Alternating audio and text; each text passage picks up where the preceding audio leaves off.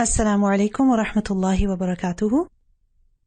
أعوذ بالله من الشيطان الرجيم. بسم الله الرحمن الرحيم، والصلاة والسلام على رسوله الكريم. رب اشرح لي صدري ويسر لي أمري واحلل عقدة من لساني يفقه قولي. So today, inshallah, I want to talk about Ramadan for students. How can we make the most of the month of Ramadan while we recognize that we are also studying? Or many of you are helping out as group in charges, as staff, and mashallah, with your family responsibilities. I understand that many of you are sisters who have, who are living with their families. So, you have your children or your parents, your siblings, your spouse, etc. And along with that, already you are juggling with your studies.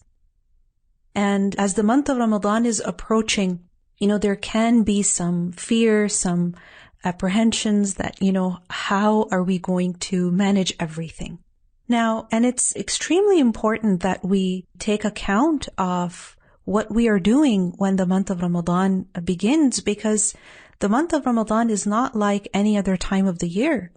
This is a month whose days and nights should be spent in the worship of Allah subhanahu wa ta'ala. And we know that in the month of Ramadan, the focus is not the body and its rest. The focus is the worship of Allah, right? The focus is not dunya, the world and its pursuits. The focus is to worship Allah subhanahu wa ta'ala. And the month of Ramadan is, not something that we can take lightly, that, I'll see how it goes. If I'm able to do good, if I'm able to do a lot, great. But if I'm not able to do a lot, then, too bad. We can't have that attitude, because we learn in a hadith that once the Prophet ﷺ was ascending the mimbar, and he said, Ameen, Ameen, Ameen. And what the companions were a little surprised that what's happening. So then they asked him that, how come you said Ameen, Ameen, Ameen? And he said that Jibreel came to me and Jibreel said 3 statements, and for each statement the Prophet ﷺ said Ameen. And one of those statements was that wretched is the slave to whom Ramadan comes, and when it passes from him, he is not forgiven. And the Prophet ﷺ said Ameen.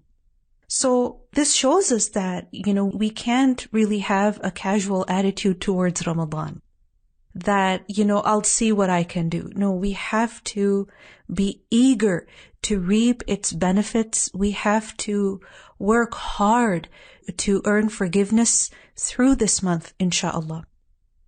But at the same time, we acknowledge that maybe we cannot do as much as we were able to do in previous years, because life has changed. Our responsibilities have changed.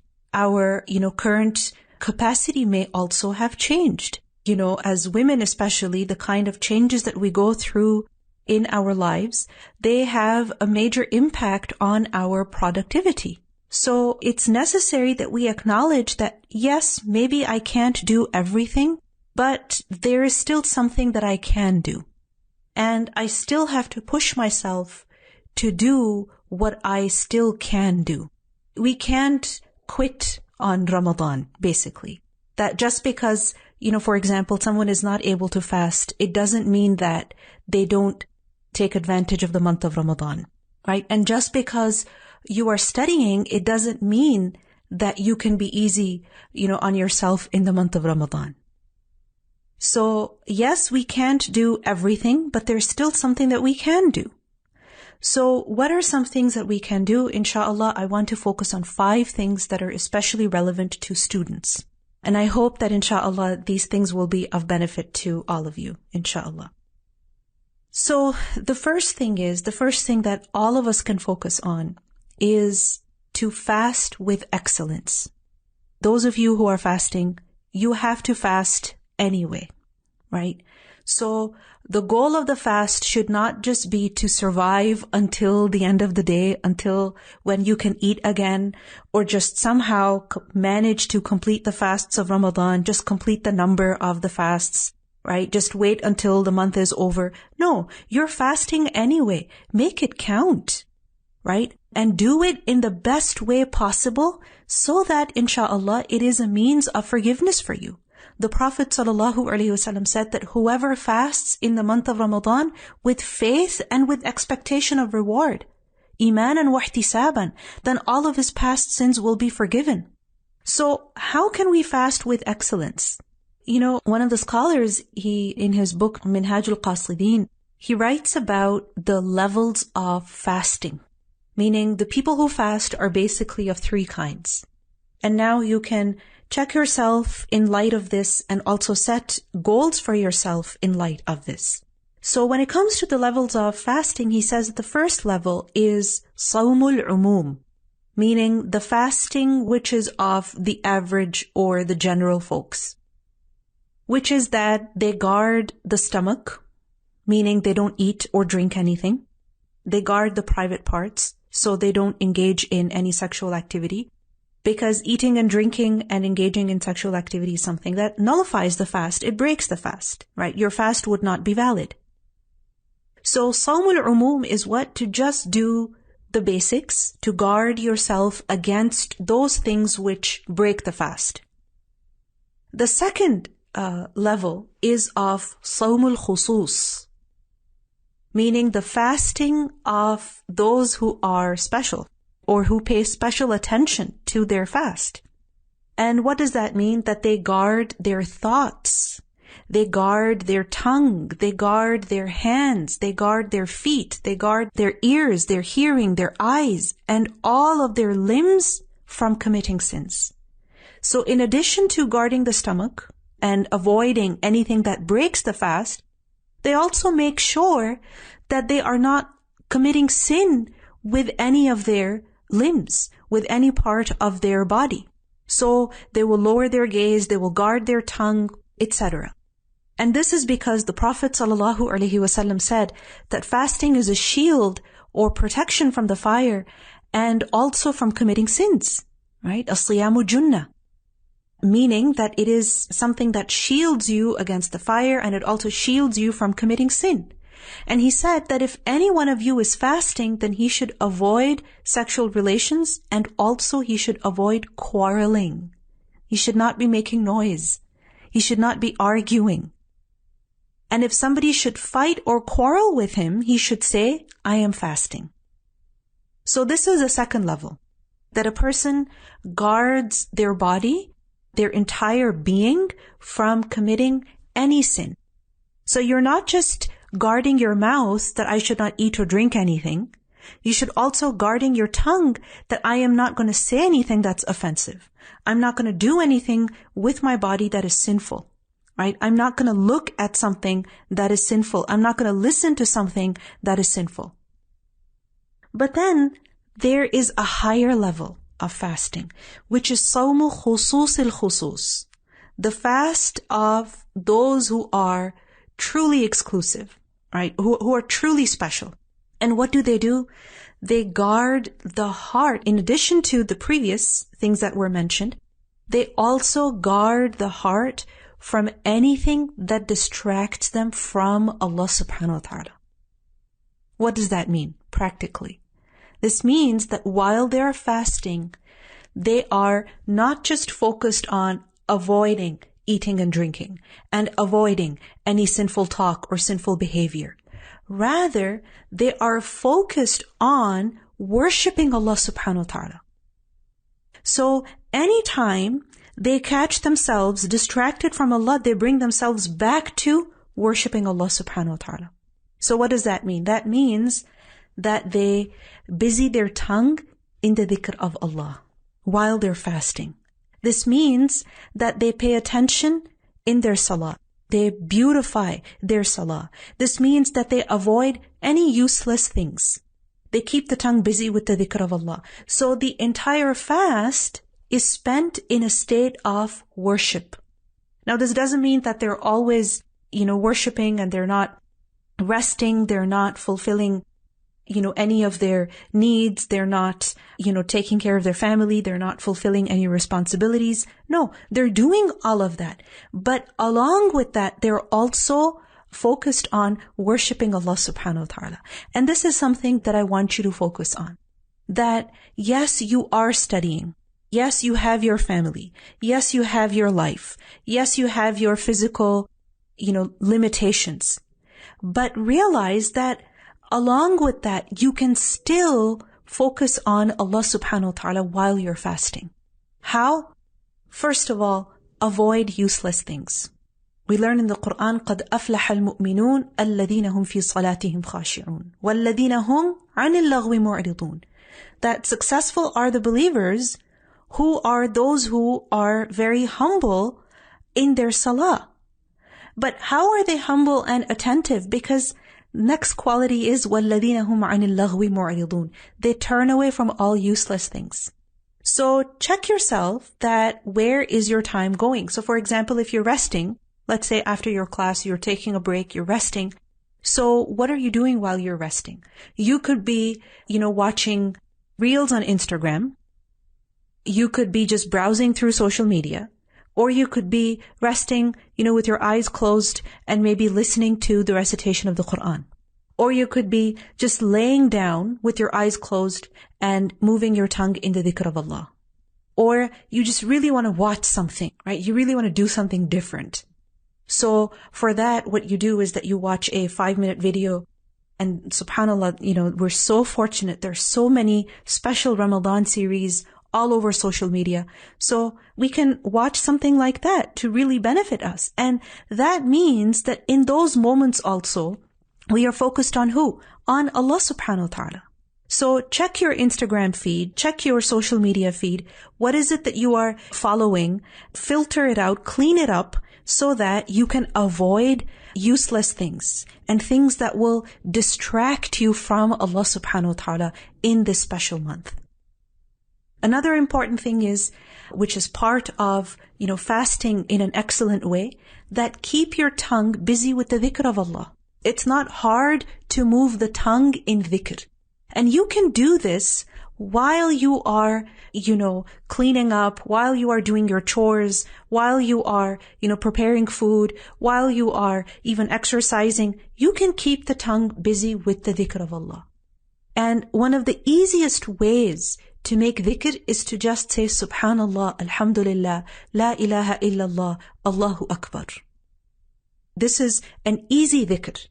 And we learned that when a person says Subhanallah, Allah says Sadaqta, you have spoken the truth. When a person says Alhamdulillah, Allah says Sadaqta, you have spoken the truth. When you say La ilaha illallah, Allah says Sadaqta, you have spoken the truth. When you say Allahu Akbar, Allah responds Sadaqta, you have spoken the truth. And when you say Allahumma ghfirli, oh Allah forgive me, Allah says Qad fa'altu.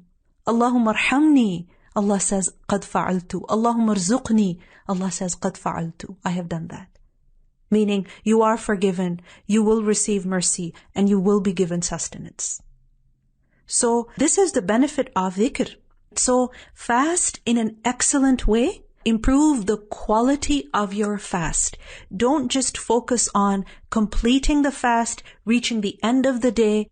Yes, make sure that you're fasting properly in the sense that you're not doing anything that will break your fast, but also focus on improving the quality of your fast by constantly bringing your heart back to Allah subhanahu wa ta'ala, to worshipping Allah subhanahu wa ta'ala. So this is the first thing. The second thing that I want to talk about that especially as students you can benefit from in the month of Ramadan is that you should study with excellence. Yes, study in the best way.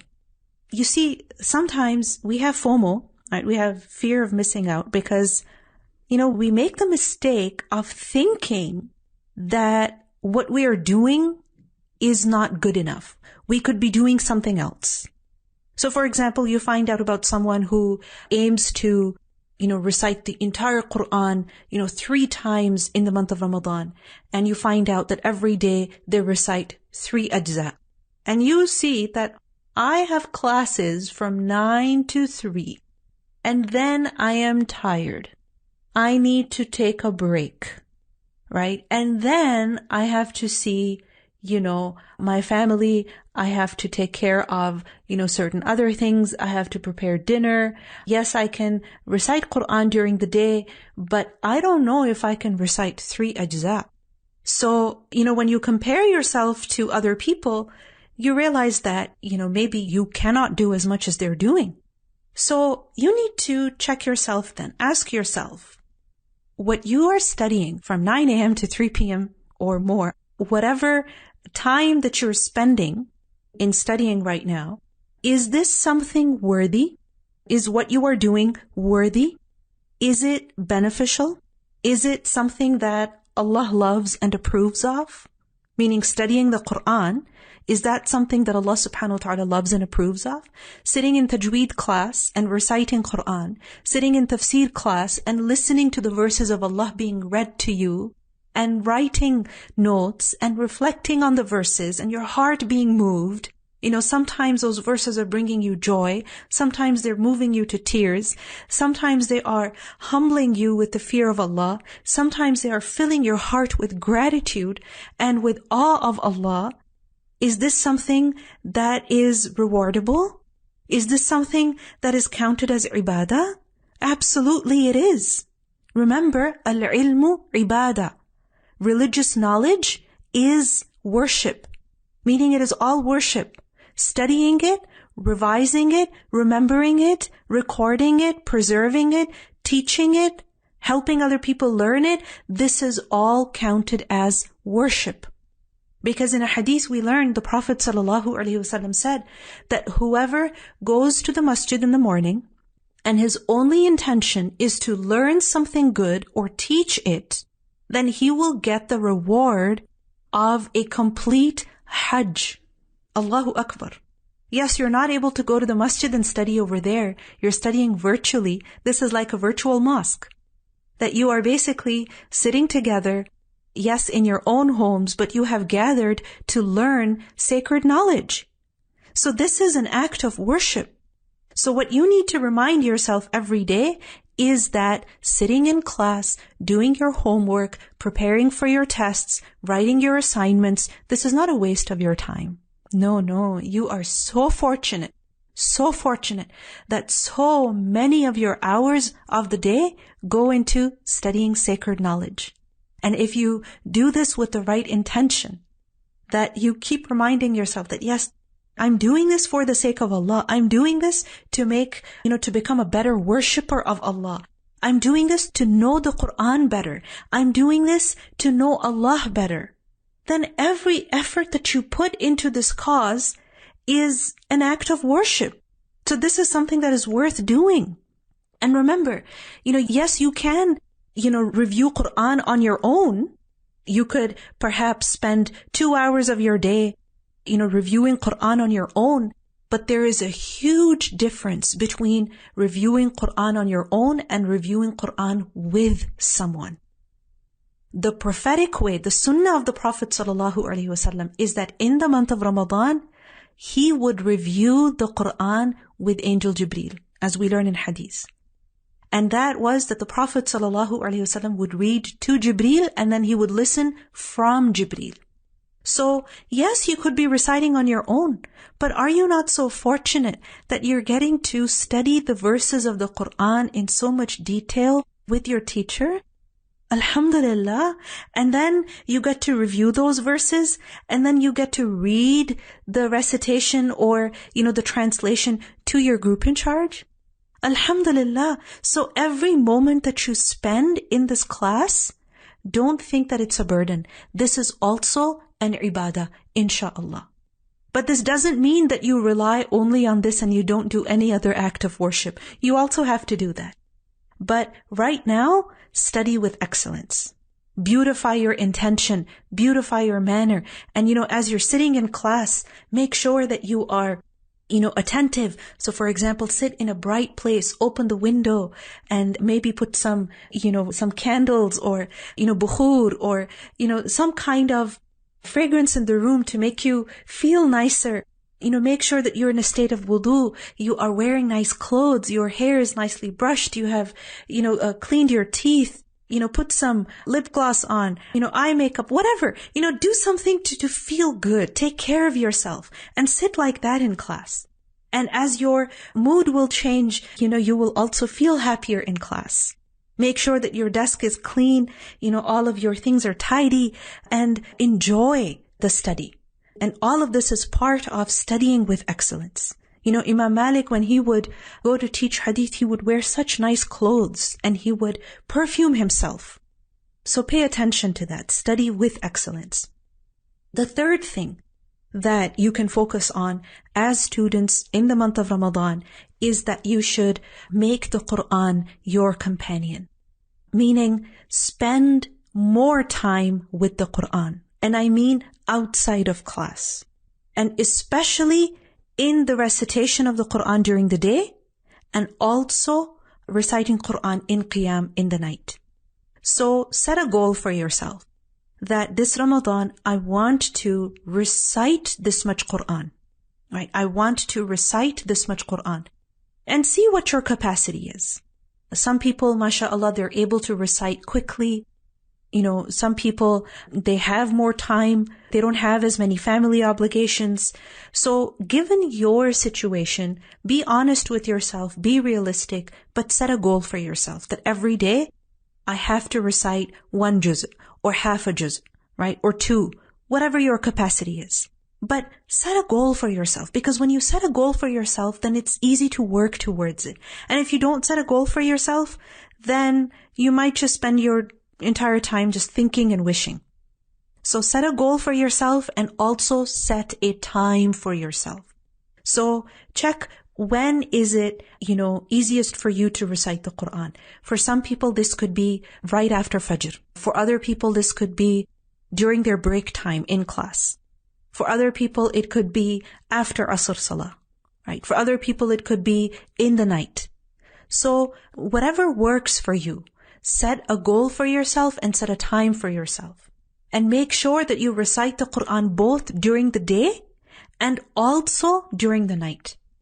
Because in a hadith we learned that the Quran will come on the Day of Judgment and it will say, meaning when it will come to intercede for a person, it will say, I am the one that kept you awake at night and I am the one that made you thirsty during the day.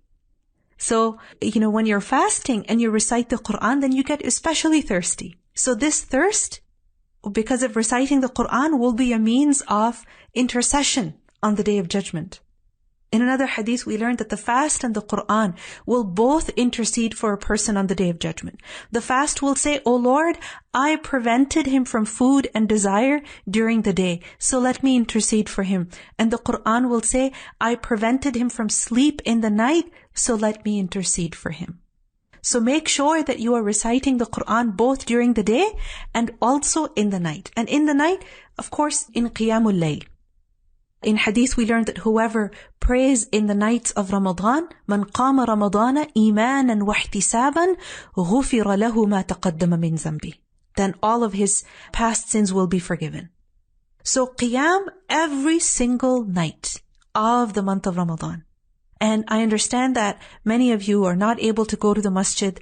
I remember even before COVID, because of little children and their school and also the concern for them that where are they going to be in the masjid, I was not able to go to the masjid for many years, meaning for Taraweeh. I developed the habit of praying at home. And alhamdulillah, this has been so helpful, because I remember the few nights that I would go to the masjid, my entire time would go into thinking, is that my child screaming? Did they run out of the masjid? Are they actually praying? Or, where are they? So I could not focus. So that's why I decided that I was just going to pray at home and, it was so easy, put them to bed on time and then, pray easily. So make a point that you perform Qiyamul Layl every single night of Ramadan. And yes, some nights may be harder than others, but even then, don't completely leave Qiyam. If you can get 2 extra nawafil after Isha, if you can do that, excellent. If you can do 4, excellent. If you can do 6, excellent. 8 should be your goal, because that was the way of the Prophet ﷺ. If you can do more than that, that's also great. But 8 was the way of the Prophet ﷺ, so that should be your goal every single night of Ramadan, that I want to do this much. And what you can do is, for example, when you pray Isha, then after that, you do your sunnah, then, recite some Quran, or maybe go wrap up the kitchen, or maybe do some of your homework, your lesson, and then pray 4 rak'at. And then after 4 rak'at, maybe go to sleep. And then wake up a little bit early, and then pray 4 more rak'at, do your witr, and then eat your suhoor. And this way, you get your 8 rak'at in, and you also get your lesson, you also get the kitchen done, you also get some sleep. So see what works for you, but make sure that you are performing Qiyamul Layl every single night. The fourth thing is, in the month of Ramadan, make dua for yourself. Make dua. Because especially in the month of Ramadan, while we're fasting, and in the nights of Ramadan, and this is an excellent opportunity to call upon Allah subhanahu wa ta'ala. We should be making dua all the time anyway. But in Ramadan, because our hearts are softer, our bodies are weaker, we feel more spiritually alive, then this is an excellent time to call upon Allah for the fulfillment of our needs. And there are especially 3 times that you should take advantage of. What are these 3 times that you should be taking advantage of to make dua? First of all, when breaking your fast. Because in a hadith we learned that there are 3 people whose dua is not rejected. And one of them is as-sa'imu hatta yuftira. Right? The fasting person when he breaks his fast. And also in other ahadith we learn about how at that time when you break your fast, you make dua at that time, then that dua is accepted. So it only takes a few moments of focus and attention, and it is possible. So sit down a few minutes before the time of breaking the fast, have the food ready, the water, the dates, and then sit down, make your adhkar, make your du'as, and then after you break your fast also make your du'as. Even if you can spend a few moments making du'a, but please make use of this time. Ask Allah subhanahu wa ta'ala to place barakah in your health, in your time. Ask Allah subhanahu wa ta'ala to make this effort of yours in learning the Quran easy for you. To enable you to study well, to enable you to benefit from what you're studying, right? Make dua for your teachers, make dua for your classmates, make dua for your group in charges, make dua for your families, for your children, for yourself. So at the time of breaking the fast, make dua. The second time is in the nights of Ramadan, especially in the last third of the night. So a little before when you wake up for suhoor, especially at that time, make dua. We learn that Allah subhanahu wa ta'ala descends every night to the lowest heaven when 1/3 of the first part of the night is over. And in another hadith we learn when the last third remains. So any time of the night basically, when you are up worshipping Allah subhanahu wa ta'ala, make dua as well. And Allah subhanahu wa ta'ala says, I am the Lord, I am the Lord. Who is there to supplicate me so that I answer him? Who is there to beg of me so that I grant him? Who is there to beg forgiveness from me so that I forgive him? And Allah subhanahu wa ta'ala invites us to call upon him. So as you are praying in the night, like I suggested earlier, you wake up a little early, you're praying your 4 rak'at, after 2 rak'at, spend a few moments making dua for yourself. Spend a few moments seeking forgiveness from Allah subhanahu wa ta'ala. After you complete your qiyam, in your witr, after your witr, again, make dua. And as you're preparing your suhoor, laying the table, heating up the food, etc., then at that time, especially seek forgiveness from Allah subhanahu wa ta'ala. Because we learn, وَبِالْأَسْحَارِ هُمْ يَسْتَغْفِرُونَ, that at the time of suhoor, we should seek forgiveness. And the third time that you should be making dua is after ishraq, meaning in the morning, especially when you perform some voluntary worship. For example, you perform your duha prayer, you perform your ishraq prayer, you recite some Quran, then at that time also make dua. In Surah Al-Kahf we learn, وَاصْبِرْ نَفْسَكَ مَعَ الَّذِينَ يَدْعُونَ رَبَّهُمْ بِالْغَدَاةِ وَالْعَشِيِّ. يَدْعُونَ رَبَّهُمْ, they call upon their Lord when? In the morning and in the evening. So in the evening we make dua when we're breaking the fast, but also in the morning. And one of the best ways is that you perform some voluntary prayer, like the ishraq, the duha prayer, and you recite some Quran, and then you make dua, because when you make dua after doing some worship, then that dua is also accepted. In another hadith, we learned that every day and night, meaning every day and night of Ramadan, some people are released from hellfire. And every servant has a dua that is responded. Meaning in every day and night of Ramadan, every servant has a dua that is responded to, that is accepted. So 3 special times of making dua in the month of Ramadan, every single day, when breaking the fast, in the night, right, along with your qiyam, and thirdly, after ishraq. The 5th thing that I want you to focus on in the month of Ramadan is that pay attention to the people that are around you. Meaning be a source of blessing for them. As in Surah Maryam we learn, وَجَعَلَنِي مُبَارَكًا أَيْنَمَا كُنْتُ. And Allah has made me blessed wherever that I am. Meaning wherever that I go, I am a source of blessing for people. So think about how you can be a source of benefit for those that you are living with. Because the people that we live with, because they are close to us, right, there are higher, chances that we will get hurt at their hands. One of the reasons why they say there is domestic abuse, and I'm not saying that domestic abuse is okay, but what I'm saying is that one of the reasons why domestic abuse is so prevalent is because proximity is a reason for abuse. That, if a person is angry, for example, they have anger problems, then because there are certain individuals who are constantly near them, they live with them in the same house, they will take their anger out on them.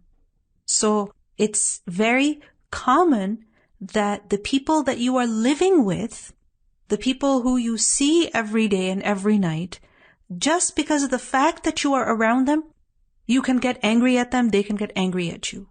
You can get hurt because of them, they can get hurt because of you. I'm not saying abuse is okay, but what I'm saying is that, sometimes it's little things that bother us. That why didn't they put their dishes away? And why is my child being so noisy? And why can I not have my own space? And why do people have to constantly nag me? And why do I always have to put the garbage out? Right? Why do I have to do all the cooking? Or why are they talking like this with me? Why are they stomping? Why are they jumping upstairs? Right? Why are they still on the computer? Etc. There are things that we get annoyed by, because of our families, just because of the fact that we're living with them. So practice forgiveness and purify your heart and communicate your concerns. Stand up for yourself, communicate your concerns, but don't wait to become extremely frustrated and then you explode and you communicate. No. If you feel that, you spend too much time in the kitchen, talk to your family right now. Have a family meeting. All right. Everybody sit together at the dinner table and talk about how everyone can pitch in and how everyone can take responsibility. And everyone should participate.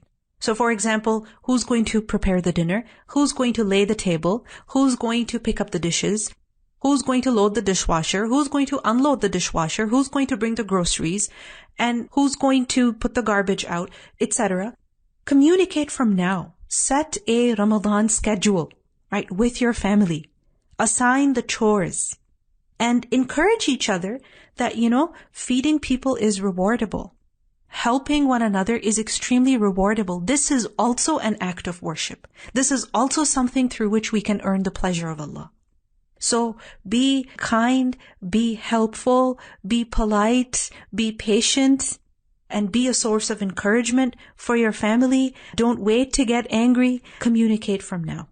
So these are 5 things that I wanted to share with you, just to quickly review them. As students, we can still, take advantage of the month of Ramadan. First thing we can do is fast with excellence. The second thing is study with excellence. The third thing is spend more time with the Quran. The fourth thing is make dua. And the fifth thing is pay attention to the people that are around you. We still have a few minutes left. I'd love to see any comments that you have or any questions that you want to ask, and even any suggestions that you want to give, anything that you feel would be a source of benefit for, people here. Please make sure that you share, inshallah. Okay. Excellent. While you are fasting, yes, you are already in a state of worship. But the thing is that you can be, in the state of worship and your heart can be distracted from Allah subhanahu wa ta'ala. Like, for example, while praying, it's possible that our heart is completely distracted from salah. right? We don't remember Allah at all. Wal-'iyadu billah. And in hadith we learn that, a person prays, but all he gets from his salah is only, and there's different numbers mentioned, only a 10th or a 5th, right? Or a 3rd or a half or even less or more, meaning only a fraction of salah. Why? Because they only get the reward in proportion to the attention that they pay in salah. So while we're fasting, yes, the fast will be valid for as long as we're fasting properly. But in addition to that, we should also keep our heart connected to Allah subhanahu wa ta'ala. And the way we do that is by making dhikr, by reciting more Quran, by engaging in different acts of worship. If a person recites more Quran, it's possible that they're not able to reflect much on what they're reciting. And that's okay, because remember that the recitation itself is also rewardable. Just because a person is not able to understand what they're reciting, or they're not able to reflect on what they're reciting, it doesn't mean that their recitation is useless. No, the recitation itself is rewardable. And remember that the recitation of the Quran is also a goal. But what is blameworthy is that a person only focuses on the recitation and never bothers to pay attention to the meaning of the Quran. So it's perfectly okay to set a time for recitation and a time for study and reflection. And alhamdulillah, you are so fortunate that you have more than 2 hours a day where you spend time in reflecting over and studying the Quran. But you should also set a time for recitation. Another thing you can do is that you can, while you are reciting, so for example, you're reciting your half a juz. What you can do is that focus on one thing to help you reflect on what you're reciting as well. So for instance, on every page as you reach the end, just, look back and see what names of Allah have been mentioned over here. And now that, mashallah, you know the meaning, you're so familiar with the words of the Quran, then, pay attention to phrases like, Ya ayyuhalladhina amanu. Pay attention to the description of paradise. Pay attention to the description of hellfire, because that will help you reflect as well. And did the Prophet ﷺ recite the entire Quran every month? Remember that the Quran was revealed gradually on the Prophet ﷺ, right? And the last revelations were given to the Prophet ﷺ literally a few days before he passed away. So the way of the Prophet ﷺ was that whatever amount of Quran had been revealed to him, that is what he would review with Jibreel in the month of Ramadan. So based on that, yes, we should review the entire Quran at least once in the month of Ramadan. And remember that the recitation of the Quran is worship, but also listening to the Quran is worship. So, for example, if you are not able to recite more than 1 juz a day, for example, so you tell yourself that, I'm going to listen to 1 juz and I'm also going to recite 1 juz, right? Or I'm going to recite half of it and I'm going to listen to half of it. And your listening, you can do, while you're doing your chores, while you are preparing food in the kitchen, etc., you can do those things. Yes, a Ramadan planner is actually excellent. There are things that we plan in our heads, but writing goals down and, something to remind you on a daily basis that I have to do this, that itself is a motivation. So definitely a Ramadan planner is helpful. Yes, you can, set certain adhkar for certain chores. Things that you have to do anyway, like unloading the dishwasher. You know that it takes you 7 to 8 minutes. Time yourself. Then, during that time, you fix a certain dhikr for yourself. That, okay, I'm unloading the dishwasher instead of thinking about how nobody helped me in the kitchen and how unloading the dishwasher is such a useless activity. Instead of thinking about that, I am going to say Subhanallah wa bihamdi. So that is also helpful. Excellent. You play the Quran out loud while doing the chores so that you can listen and your family can also benefit. Excellent. Yes, if you can pray qiyam with your family, that's great. But if that is not an option for you, then you can also pray on your own.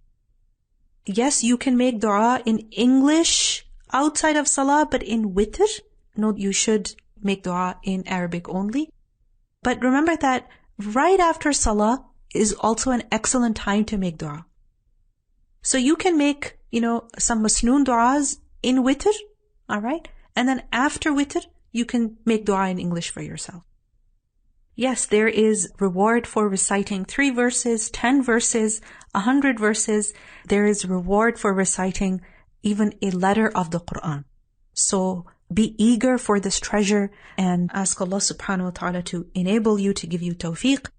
Insha'Allah, we will conclude over here. سبحانك اللهم وبحمدك أشهد أن لا إله إلا أنت أستغفرك وأتوب إليك. بارك الله فيكم والسلام عليكم ورحمة الله وبركاته.